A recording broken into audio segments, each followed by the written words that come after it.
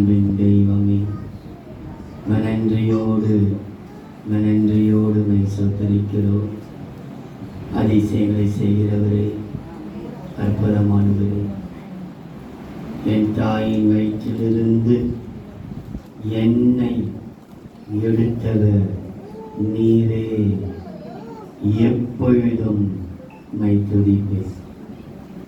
துதிக்க வந்திருக்கிறோம் ஆண்டவரே. நன்றி சொல்ல வந்திருக்கிறோம். இத்தனை வாரங்கள் நடத்தி வந்தீர். ஒரு காலை ஆராதனையும் தவறாமல், மாலை ஆராதனையும் தவறாமல், முதலாம் தேதி வாக்குத்தத்த ஆராதனையும் தவறாமல், அடுத்த இரண்டாவது சனிக்கிழமை உபவாச ஜெபமும் தவறாமல், ஒவ்வொரு செவ்வாய்க்கிழமையும் அன்றே கூடி ஜெபிக்கிற ஜெபக்கோடு வரை தவறாமல் நடப்பதற்கு கிருபை செய்தீரே. நன்றி நன்றி நன்றி, கொடான கோடி நன்றி ஐயா. இப்போது கர்த்தாவே, இந்த வார்த்தையை கொண்டு எங்களோடு பேசுங்க. நாமத்தை மகிமைப்படுத்துங்க. இயேசுவின் நாமத்தில் பிதாவே. திரும்ப ஒரு விசை வாசிக்க கேட்கலாம். 71ஆம் சங்கீதம் 6ஆம் வசனத்தையும் 17ஆம் வசனத்தையும். நான் கர்ப்பத்தில் உற்பவித்தது முதல் உம்மால் ஆதரிக்கப்பட்டேன். என் தாயின் வயிற்றிலிருந்து என்னை எடுத்தவர் நீரே. என்னை எடுத்தவர் நீரே. உம்மையே நான் எப்பொழுதும் துதிப்பேன். உம்மையே எப்பொழுதும் துதிப்பேன். கீழே இருக்கிறவர்களும் அந்த வேதத்தை பாருங்கள், மேலே இருக்கிறவர்களும் அதை பாருங்கள். நாம் எல்லாரும் ஏகோபித்து அதை நாம் சொல்ல போகிறோம். அதை சொல்வதற்கு முன்பாக ஒரு பல்லவி பாடுவோம். தாயின் நகத்தில் வரும் முன்னுலகா தாமொழி கொடுத்தவரே. தாயின் நகத்தில் வரும் முன்னுலகா தாமொழி கொடுத்தவரே. தாயினை போல் நம்மை தள்ளி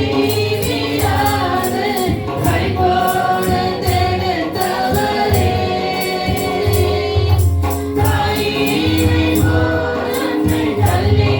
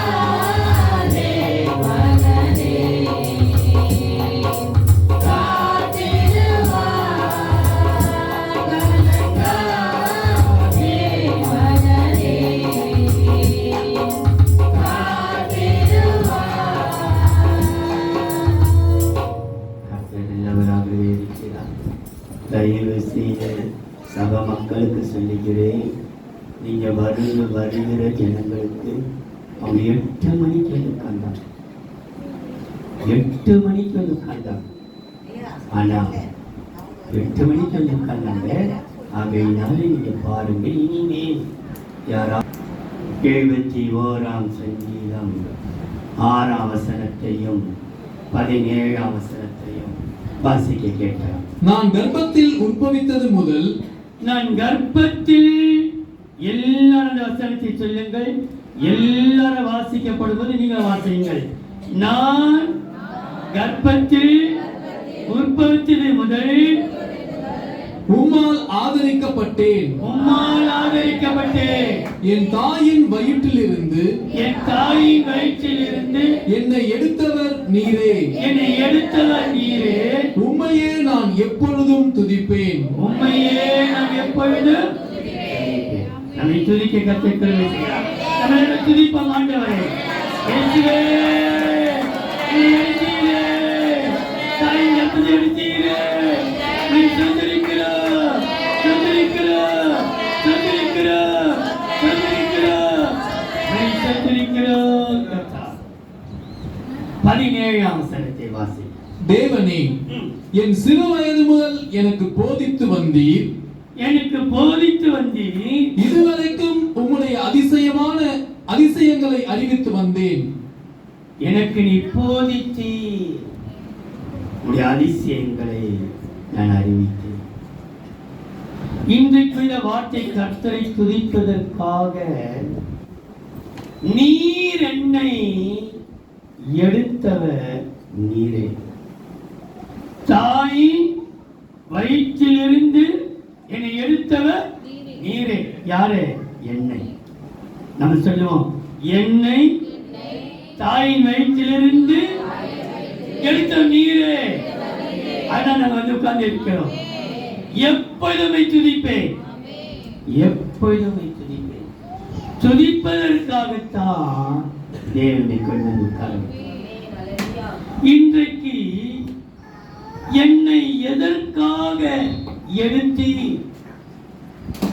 தாயின் கர்ப்பத்திலேயே அழிய வேண்டிய சூழ்நிலை வந்த போதிலே, தாயின் வயிற்றிலேயே வளர்ச்சி அடையாத சூழ்நிலையிலேயும், ஆனால் கர்த்தர் இன்றைக்கு தாயின் வயிற்றில் இருந்து எடுத்தவர் நீரே. நான் எப்பொழுதோ உம்மை துதிப்பேன். என்னை எடுத்த நீரே. எதற்காக இந்த பூமியிலே என்னை எடுத்து வாழ வைத்துக் கொண்டிருக்கிறீர்? வசனம் சொல்கிறது, கர்த்தர் என்னை அவர் எடுத்தார். எதற்காக எடுத்தார்? இந்த பூமியிலே என்னை ஆசீர்வதிக்க. நீங்க பாருங்கள், முதலாவதாக ஆதியாகமம் 30ஆம் அதிகாரம் 27ஆம் வசனம். அப்பொழுது லாபான், ஆதியாகமம் 30ஆம் அதிகாரம் 27ஆம் வசனம். அப்பொழுது லாபான், உன் கண்களில் எனக்கு தயவு கிடைத்ததேயானால் நீ இரு. உன் நிமித்தம் கர்த்தர் என்னை ஆசீர்வதித்தார் என்று. கர்த்தர் என்னை ஆசீர்வதித்தார். என்னை கவனித்தீங்களா? என்னை தாயின் வயிற்றிலிருந்து எடுத்தவர் நீரே. எதற்காக என்னை எடுத்தீர் என்றால், கர்த்தர் என்னை ஆசீர்வதித்தார், என்னை ஆசீர்வதித்தார். நம்ம சொல்லுவோம், கர்த்தர் என்னை ஆசீர்வதித்திருக்கிறார். அப்படிதான் ஆசீர்வதித்து இருக்கிறார். ஒரு குறை வைக்கலையே, ஒரு குறை வைக்காமல் இந்த 22ஆம் தேதி வரைக்கும் ஒரு குறை இல்லாமல் என்னை ஆசீர்வதித்திருக்கிறாரே. கர்த்தர் என்னை ஆசீர்வதித்தார். சொல்லுவோம், கர்த்தர் என்னை ஆசீர்வதித்தார். அதான் எடுத்திருக்கார். இந்த பூமியில வயிற்றில் எடுத்தவர் எதற்காக? கர்த்தர் என்னை ஆசீர்வதித்தார். இதுவரைக்கும் எத்தனையோ ஆசீர்வதித்தார். ஆசீர்வதித்து மாத்திரமல்ல, என்னை அவர் என்ன செய்தார் போடப்பட்டிருக்கு பாருங்கள். ஆதியாகமம் 48ஆம் அதிகாரம் 15ஆம்.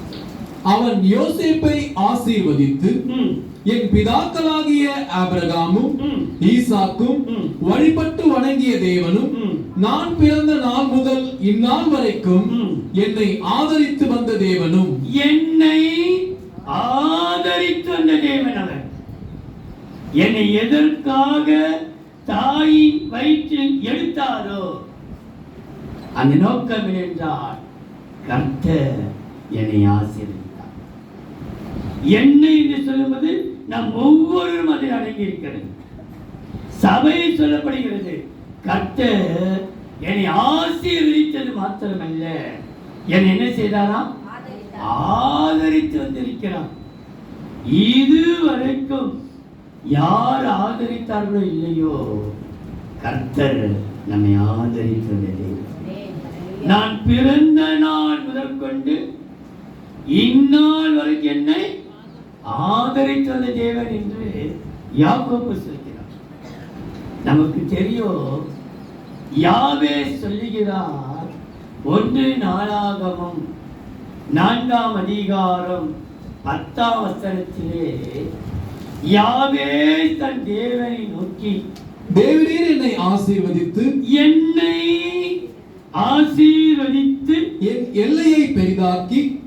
எல்லையை பெரிதாக்கி உமது கரம் என்னோடு இருந்து தீங்கு என்னை துக்கப்படுத்தாதபடிக்கு அதற்கு என்னை விலக்கி காத்தருளும் என்று வேண்டிக் கொண்டான். விலக்கி காத்தருளும் என்றால் அவன் வேண்டிக் கொண்டதை தேவன் அருளினார். என்னை தன்னை அர்ப்பணித்து கேட்கிறார்.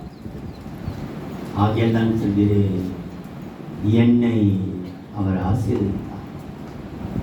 ஆசீர்வதி மாத்திரமல்ல, என்னை ஆதரித்தார். என்னை ஆசீர்வதித்து என்னை ஆதரித்தார். எப்படிப்பட்ட ஆசீர்வாதத்தை கொடுத்தார் என்றால் எபேசியர் 1ஆம் அதிகாரம் 3ஆம் வசனம். நம்முடைய கர்த்தராகிய இயேசு கிறிஸ்துவின் பிதாவாகிய தேவனுக்கு ஸ்தோத்திரம். எபேசியர் 1ஆம் அதிகாரம் 3ஆம் வசனம். நம்முடைய கர்த்தராகிய இயேசு கிறிஸ்துவின் பிதாவாகிய தேவனுக்கு ஸ்தோத்திரம். அவர் கிறிஸ்துவுக்குள் உன்னதங்களிலே ஆவிக்குரிய சகல ஆசீர்வாதத்தினாலும் நம்மை ஆசீர்வதித்திருக்கிறார். நம்மை ஆசீர்வதித்தார். என்னை, சபையை, நம்மை தேவன் தாயின் வயிற்றில் இருந்து எடுத்தவர் நீரே. என்னை எடுத்தி, அந்த வார்த்தை என்னை எடுத்தி எதற்காக என்னை எடுத்தீர் என்றால் என்னை ஆசீர்வதித்து என்னை ஆதரித்து, இதுவரைக்கும் என்னை ஆசீர்வதித்து நம்மை ஆதரித்திருக்கிறார். அப்படிதானே? தேவனால் ஆசீர்வதிக்கப்பட்ட பிள்ளை, தேவனால் ஆதரிக்கப்பட்ட பிள்ளைகள் நாம் கர்த்தருக்கு ஸ்தோத்திரம் செலுத்த. அதை ஸ்தோத்திரிப்பதற்கு முன்பாக பார்வோன் நாம் ஆசீர்வதிக்கப்பட்டிருக்கிறதினாலே மற்ற ஜனங்கள் நம்மை பார்த்து சொல்வார்கள், நீங்கள் என்னை ஆசீர்வதித்து போங்கள் என்று. யாத்திராகம் நினைக்கிறேன் 12ஆம் அதிகாரம் 12-13. அந்த ராத்திரியிலே யாத்திராகமம் 12ஆம் அதிகாரம் 32ஆம் வசனம். 32ஆம். நீங்கள் சொன்னபடியே உங்கள் ஆடு மாடுகளை ஓட்டிக்கொண்டு போங்கள், என்னையும் ஆசீர்வதியுங்கள் என்றார். நீ ஆசீர்வதிக்கப்பட்டவர்கள் ஆகையால் என்னையும் ஆசீர்வதி. அப்ப நான் இப்போ கையில உயர்த்தி, ஆண்டவரே என்னை நீ ஆசீர்வதித்து ஆதரித்ததற்காக ஸ்தோத்திரம் சொல்லுவோம். எல்லாரும் ஸ்தோத்திரம் பண்ணுவோம். கர்த்தர் நீ ஆசீர்வதித்தார், நீ ஆதரித்தார், அதுக்காக ஸ்தோத்திரம் ஸ்தோத்திரம் ஸ்தோத்திரம் ஸ்தோத்திரம். ஆண்டவரே என்னை கர்த்தர் ஆசீர்வதித்து ஆதரித்தார்.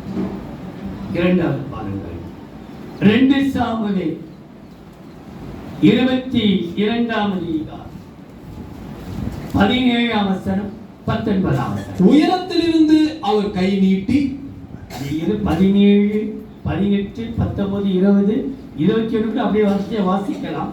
நேரம் இல்லாததினாலே 22ஆம் அதிகாரம் 17ஆம் வசனம் 20ஆம் வசனம். உயரத்திலிருந்து அவர் கை நீட்டி என்னை பிடித்து ஜலப்பிரவாகத்தில் இருக்கிற என்னை தூக்கிவிட்டார். 19ஆம் வசனம். என் ஆபத்து நாளிலே எனக்கு எதிரிட்டு வந்தார்கள், கர்த்தரோ எனக்கு ஆதரவாய் இருந்தார். 20ஆம் வசனம். என் மேல் அவர் பிரியமாய் இருந்தபடியினால் விசாலமான இடத்திலே என்னை கொண்டு வந்து என்னை தப்புவித்தார். என்னை விடுவித்து தப்புவித்தார். என்னை விடுவித்து தப்புவித்தார். எத்தனையோ சூழ்நிலைகள் நம்மை கட்டி வைத்தது. பலவீன கட்டு, சுகவீன கட்டு, நாச மோசங்கள். ஆனா அதனுடைய வார்த்தை, கர்த்தரோ என்னை விடுவித்து தப்புவித்தார் என்று போடப்பட்டிருக்கிறது. அதை நீங்க 18ஆம் சங்கீதத்தில் கூட இந்த வசனத்தை நீங்க வாசிக்கலாம். ஐயா, நீ வீட்டில் போய் வாசித்துக் கொள்ளுங்கள். அங்க போடப்பட்டிருக்கிறது, என்னை விடுவித்து என்னை தப்புவித்தார். எத்தனையோ சோதனைகளே நம்மை தப்புவித்த கர்த்தர், எத்தனையோ பிரச்சனையிலிருந்து நம்மை விடுவித்த கர்த்தர். ஐயதான் அன்றைக்கு சொன்னா, இந்த அக்கினி சூளையிலே என்னை விடுவித்தாலும் விடுவிக்காமல் போனாலும் நான் அவரே நம்புகிறேன். விடுவிக்காமல் கூட பரவாயில்லை, ஆனா இதுவரைக்கும் நம்மை விடுவித்தார். என்னை விடுவித்தல் போடப்பட்டிருக்கு. திரும்ப 2 சாமுவேல் 22:17 வாசிக்கலாம். உயரத்திலிருந்து அவர் கை நீட்டி என்னை பிடித்து ஜலப்பிரவாகத்தில் இருக்கிற என்னை தூக்கிவிட்டார். என் மேல் அவர் பிரியமாய் இருந்தபடியால் விசாலமான இடத்திலே என்னை கொண்டு வந்து என்னை தப்புவித்தார். என்னை சங்கீதம் 54ஆம் சங்கீதம் 7ஆம் வசனம். 54ஆம். அவர் எல்லா நெருக்கத்தையும் நீக்கி என்னை விடுவித்தார். என் கண் என் சத்துருக்களின் நீதி சரி கட்டுதலை கண்டது. கர்த்தர் என்னை விடுவித்தார், என்னை தப்புவித்தார், என்னை தூக்கிவிட்டார். இதெல்லாமே அவர் நம்மை தூக்கி விடுகிற காரியம், விடுவிக்கிற காரியம். என கை கொடுத்து தூக்கிவிட யாரும் இல்லையே, கை கொடுத்து தூக்கி விட்டார் என்னை. அந்த வசனம் இல்லையே, கர்த்தர் என்னை ஆசீர்வதித்தார், கர்த்தர் என்னை ஆதரித்தார். இங்கே போடப்பட்டிருக்கிறது, கர்த்தர் என்னை விடுவித்தார், கர்த்தர் என்னை தப்புவித்தார். காரணம், என் தாயின் வயிற்றிலிருந்து என்னை எடுத்தவர் நீரே. நான் எப்பொழுதும் உம்மை துதிப்பேன். எதற்காக எடுத்தீர் என்றால் என்னை விடுவித்து தப்புவித்தவர். அது மாத்திரமல்ல, 138ஆம் சங்கீதத்தில் இருக்கிறது 3ஆம் வசனம். நான் கூப்பிட்ட நாளிலே எனக்கு மறு உத்தரவு அருளினீர்.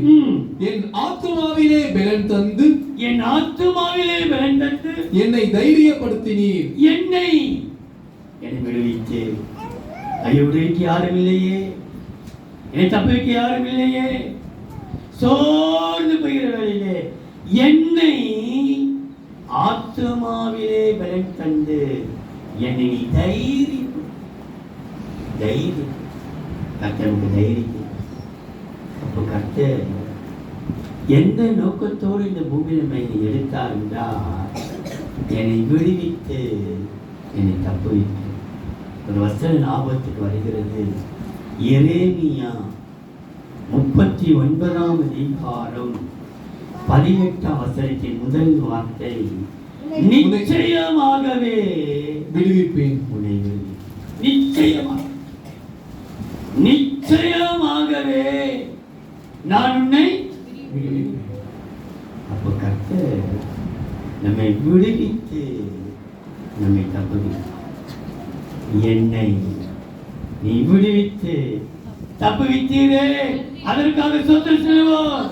என்னை விடுவித்து என்னை தப்புவித்தீரே, ஸ்தோத்திரம். இன்னொரு ஸ்தோத்திரம் பண்ணுவோம். ஸ்தோத்திரம் ஆண்டவரே, ஸ்தோத்திரிக்கிறோம், ஸ்தோத்திரிக்கிறோம், ஸ்தோத்திரிக்கிறோம், ஸ்தோத்திரிக்கிறோம். மூன்றாவது பாருங்கள், சங்கீதம் 30ஆம் சங்கீதம் 2ஆம் வசனம். என் தேவனாகிய கர்த்தாவே, உம்மை நோக்கி கூப்பிட்டேன், என்னை நீர் குணமாக்கினீர். என்னை குணமாக்கினீர். என்னை, நான் சொல்கிற ஒவ்வொரு வார்த்தையும் கர்த்தர் என்னை ஆசீர்வதித்து ஆதரித்தார். இரண்டாவது, என்னை விடுவித்து தப்புவித்தார். விப்பார் அல்ல, இதுவரைக்கும் தப்பித்திருக்கிறார், இனிமேல் தப்பிக்கிறவராக இருக்கிறார். கர்த்தர் என்னை குணமாக்கினார். இதுவரைக்கும் சுகத்தை குணமாக்குவார் என்றல்ல, குணமாக்கினீர். அப்படிதான் போடப்பட்டிருக்கு. என்னை குணமாக்கினீர். எத்தனை வியாதி வந்தது, வெளியே சொல்ல முடியும், மரணம் சந்திக்கிற அளவுக்கு வியாதி வந்தது. ஆனா இதுவரைக்கும் என்னை குணமாக்கினீர். நீ குணமாக்கியா?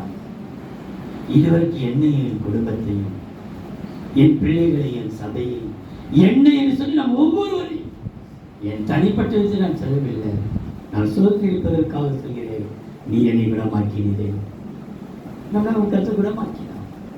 எத்தனை பலவீனம், எத்தனை சுகவீனம், எத்தனை நாசமோசம், எவ்வளவு சோர்வு, எத்தனை சோதனை கருத்து குணமாக்கினார். குணமாக்கலையா? எத்தனையோ பலவீனம் வந்தது, சத்துருவை அழிக்க பார்த்தான், கர்த்தர் நம்மை குணமாக்கினார். என்னை நீ குணமாக்கினீர். 147ஆம் சங்கீதம் 3ஆம் வசனம். 147ஆம் சங்கீதம் 3ஆம் வசனம். இருதயம் நொறுங்குண்டவர்களை குணமாக்குகிறார். அவர்களுடைய காயங்களை கட்டுகிறார். இறுதி நொறுங்குண்டவருடைய கட்டை குணமாக்குகிறார்.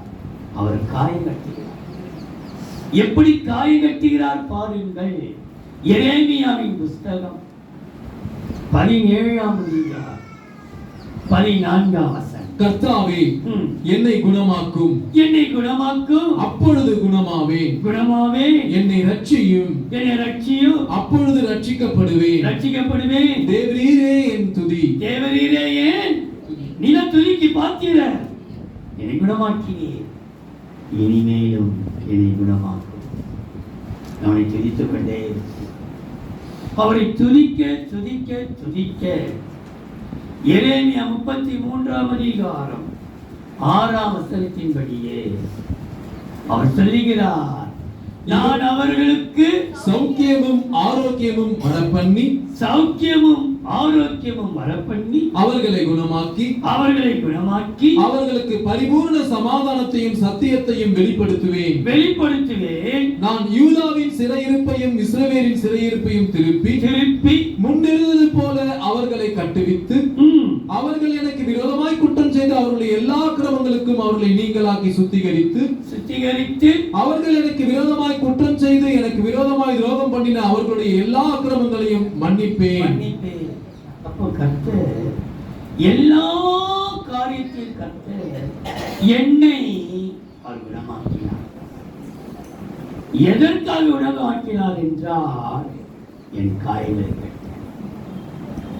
எத்தனையோ ஆறாத காயங்கள் உண்டு, வெளியே சொல்ல முடியாத சில வியாதிகள் கூட உண்டு.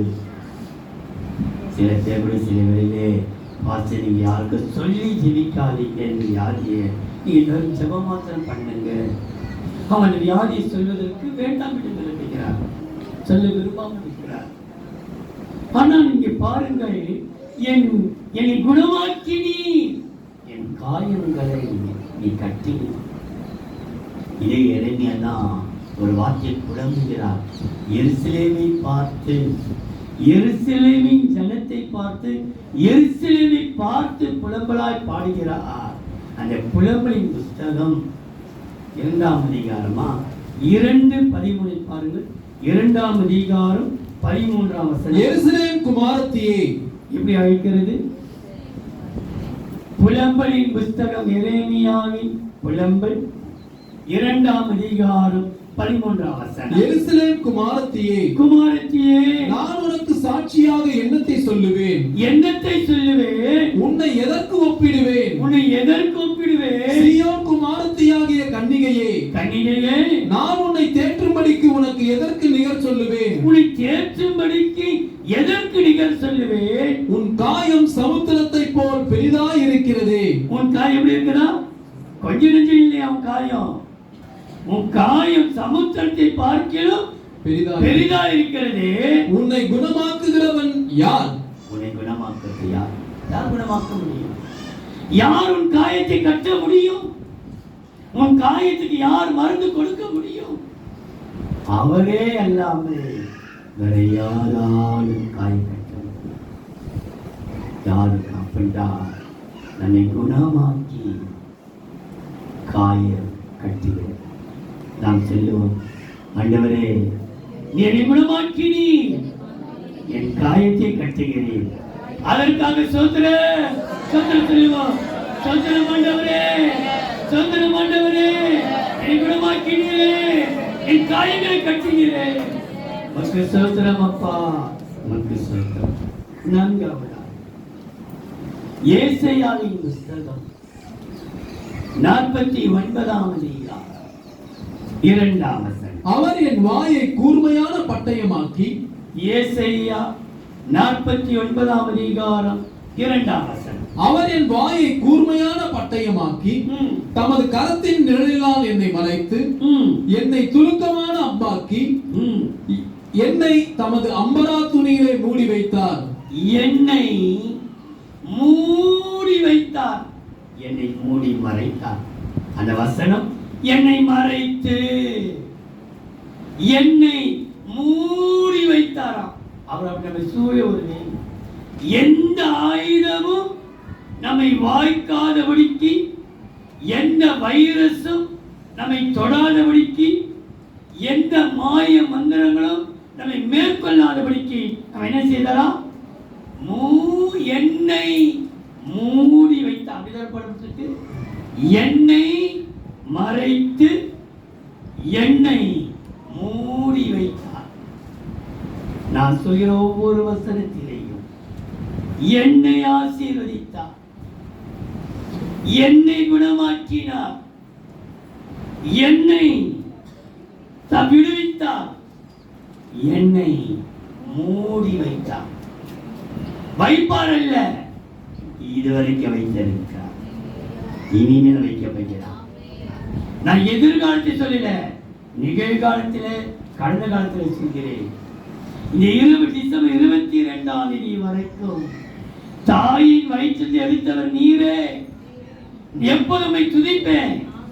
எதுக்கு துதிப்பேன்? என்னை ஆசீர்வதித்தீர், என்னை விடுவித்தீர், என்னை குணமாக்கினீர், என்னை மூடி மறைத்தீரப்பா.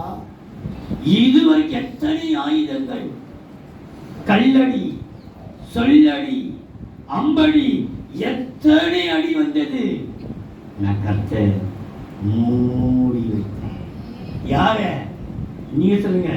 என்னை வைத்தார், என்னை மூடி வைத்தார். நமக்கு இல்லாத பகையா? நமக்கு இல்லாத விரோதமா? நமக்கு இல்லாத கல்லடியா? நமக்கு இல்லாத சொல்லடியா? எல்லா சூழ்நிலையும் என்னை அங்க போடப்பட்டிருக்கிறது. என்னை அவர் மூடி வைத்தார். எதற்காக மூடி வைத்தார் என்று சொல்லும் பொழுது எரேமியா 36ஆம் அதிகாரம் 26ஆம் வசனம். பாருக்கு என்னும் சம்பிரதியையும் எரேமியா தீர்க்கதரிசியையும் பிடிக்கும்படிக்கு. எரேமியா 36ஆம் அதிகாரம் 26ஆம் வசனம். பாருக்கு என்னும் சம்பிரதியையும் எரேமியா தீர்க்கதரிசியையும் பிடிக்கும்படிக்கு. தீர்க்கதரிசியையும் தீர்க்கதரிசி அசிஸ்டன்ட்டையும் பிடிக்கும்படிக்கு ராஜா அம்லேக்கின் குமாரனாகிய எரேமியேலுக்கும் அஸ்ரியேலின் குமாரனாகிய செராயாவுக்கும் அப்பேயேலின் குமாரனாகிய செலேமியாவுக்கும் கட்டளை கொடுத்தான். கட்டளை கொடுத்தார். ஆனாலும் கர்த்தர் அவர்களை மறைத்தார். மூடி மறைத்தார். ராஜா 3 பேரை சொல்கிறார். என்ன பெயரா? என்ன பெயர் சொல்லப்பட்டது? எரேமியேலுக்கும், எரேமியேல், அஸ்ரியேலின் குமாரனாகிய செராயாவுக்கும், செராயா, அப்பேலின் குமாரனாகிய செலேமியாவுக்கும் கட்டளை ராஜா கொடுத்தார். இதுக்கெல்லாம் ஆவிக்குரிய அர்த்த பெயர்களுக்கு உண்டு, நேரம் இல்லாத நான் சொல்லி கொடுக்கிறேன். கர்த்தர் அவர்களுக்கு மூடி மறைத்தார். இதே புலம்பில் கூட ஒரு வசனம் உண்டு. தேவன் என்னை வேலி அடைத்தார். 3:7 புலம்பில் 3. நான் நான் புறப்படக்கூடாதபடிக்கு என்னை சூழ வேலி அடைத்தார். அப்படி மூடி மறைத்தார். எதற்காக மூடி மறைத்தார் என்றால் 27ஆம் சங்கீதம் 5ஆம் தீங்கு நாளில் அவர் என்னை தம்முடைய கூடாரத்தில் மறைத்து, என்னை தீங்கு நாளில் அவர் என்னை தம்முடைய கூடார மறைவில் மறைத்து வைத்து, என்னை தமது கூடார மறைவிலே ஒளித்து வைத்து என்னை கண்மலையின் மேல் உயர்த்துவார். என்ன செய்தாரா? உயர்த்தினார். என்னை ஒளித்து வைத்து மறைத்து வைத்து என்னை உயர்த்தினார். என்னை மூடி மறைத்து என்னை உயர்த்தினார். சொல்லுவோம், என்னை மூடி மறைத்து உயர்த்தினார். அதற்காக ஸ்தோத்திரம்.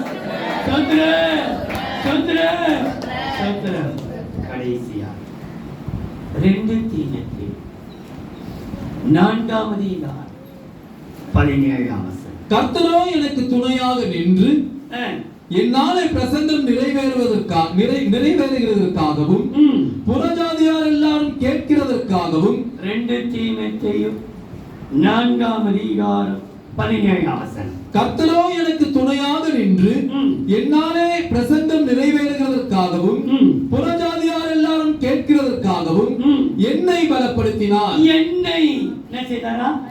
எத்தனையோ காரியங்கள் ஆனால் பலப்படுத்தினார். எல்லாத்தையும் தாங்குவதற்கு என்னை பலப்படுத்தினார்.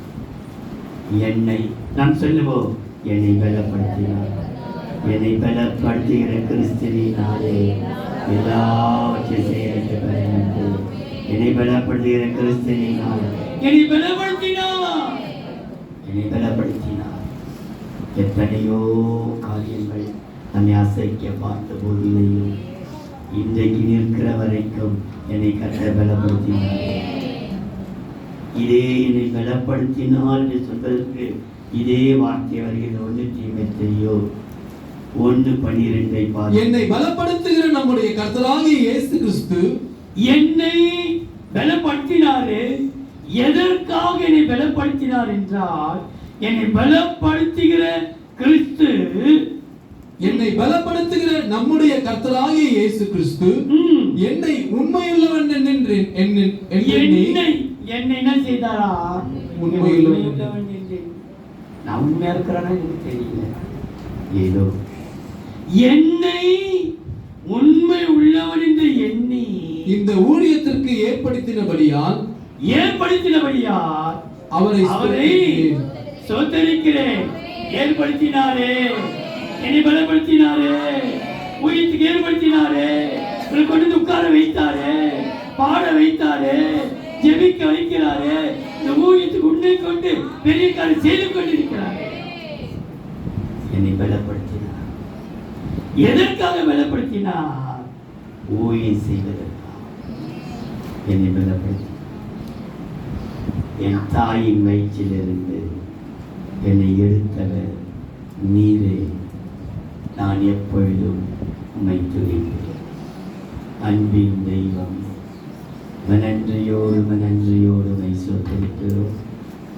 பிதா, குமாரன், பரிசுத்தாவின் நாமத்திலே இந்த 4வது வாரம் வாலிபர் கூட்டம், சண்டே ஸ்கூல் ஊழியம் 2 இந்த கர்த்தர் படிக்கிறோம்.